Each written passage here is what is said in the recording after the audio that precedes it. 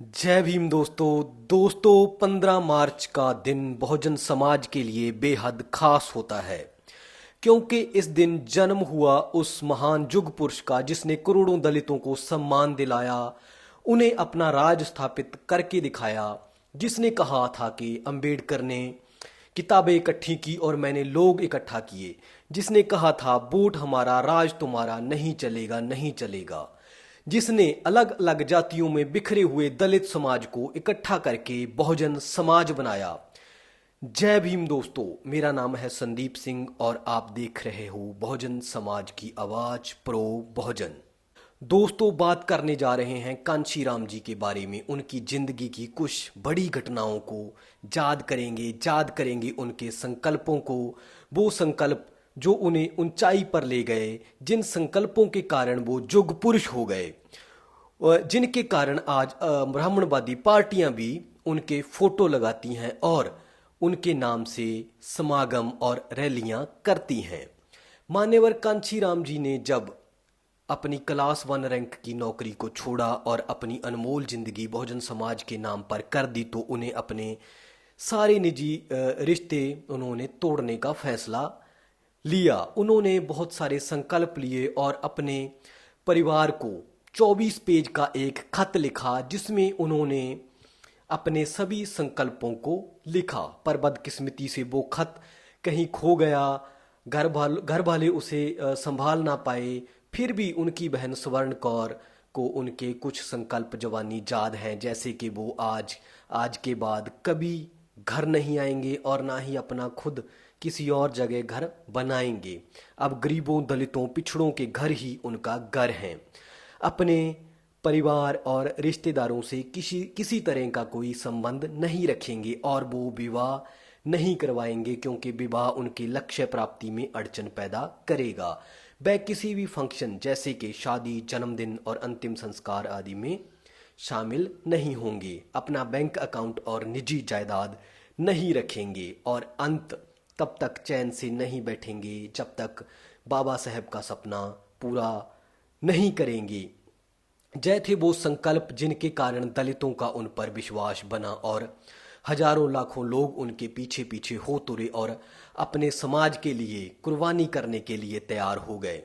बाबू कांशीराम जी अपने भाई बहनों में से सबसे बड़े थे। अच्छी सरकारी क्लास 1 ऑफिसर रैंक की नौकरी थी और उनकी बहन स्वर्ण कौर बताती हैं कि उनके खत को पढ़कर पूरा परिवार सुन्न हो गया था। आप सोच सकते हो दोस्तों, उस समय जब दलितों में से बहुत कम लोग पढ़े लिखे होते थे, क्या रुतबा रहा होगा साहब का। पढ़े लिखे भी थे और साथ में इतनी बड़ी सरकारी नौकरी।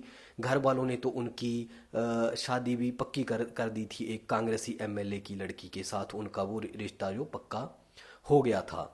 कांशीराम जी की माताजी बिशन कौर उनको मनाने के लिए पूना भी गईं।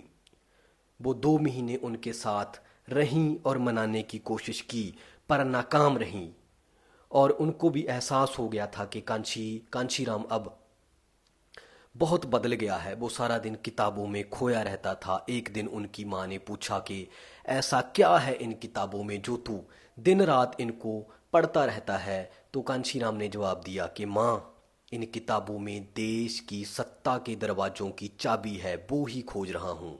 बाबू कांशीराम अपने संकल्पों के इतने पक्के रहे कि उन्होंने कभी तोड़ा नहीं इन संकल्पों को। वो अपनी बहन की शादी में भी नहीं गए, वो अपने पिता के अंतिम संस्कार में भी नहीं गए। कांशीराम के छोटे भाई ने अपने पिता का अंतिम संस्कार करवाया, जबकि बड़ा बेटा होने के नाते उनका हक था। कांशीराम की बहनें हर साल राखी पर उसकी उड़ीक करती। उनकी माँ उनको देखने के लिए तरसती रहीं, पर कांशीराम जी को सिर्फ बहुजन समाज की चिंता थी, अपने मिशन की चिंता थी। कांशीराम जी खुद भी मानते थे कि उनके परिवार को उनसे बहुत सारी शिकायतें थीं, पर वो अपने संकल्प के पक्के रहे। कांशीराम जी अपने मिशन को लेकर इतने समर्पित थे कि उनके एक दोस्त और मिशन के साथी रामचेत तूफानी बताते हैं कि कांशीराम जी जनता का एक भी पैसा अपने ऊपर खर्च नहीं करते थे। जब वो लोगों को संगठित करने के लिए दलित समाज से बहुजन समाज बनाने के लिए अलग अलग जगह जाते थे, तो किसी होटल में नहीं रुकते थे। वो अपने किसी कार्यकर्ताओं के घरों में रुक जाते थे और उनके घर में ही जो खाना बना होता था वो ही खा लेते थे।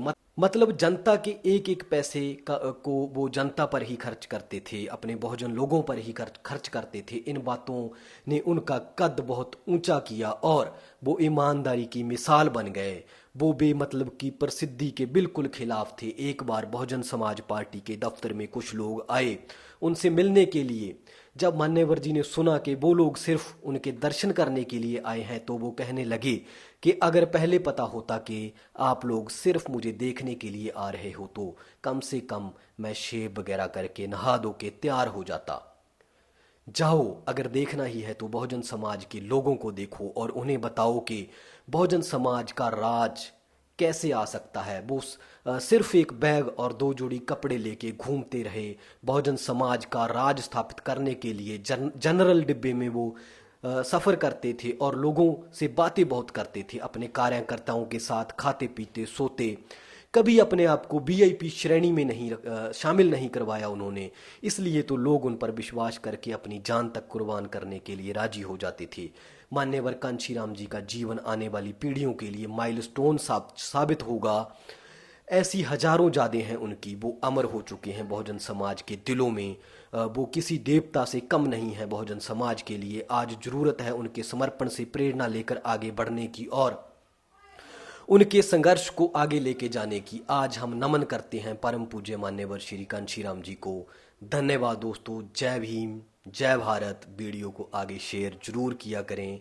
हम अपना योगदान जो दे रहे हैं बहुजन जर्नलिज्म करके, बहुजन पत्रकारिता करके, आप एक दर्शक के रूप में हमें इतना योगदान अवश्य दें कि वीडियो को बहुजन ग्रुपों में जहाँ फेसबुक पर वैसा इसका लिंक जरूर शेयर किया करें। धन्यवाद दोस्तों। जय भीम।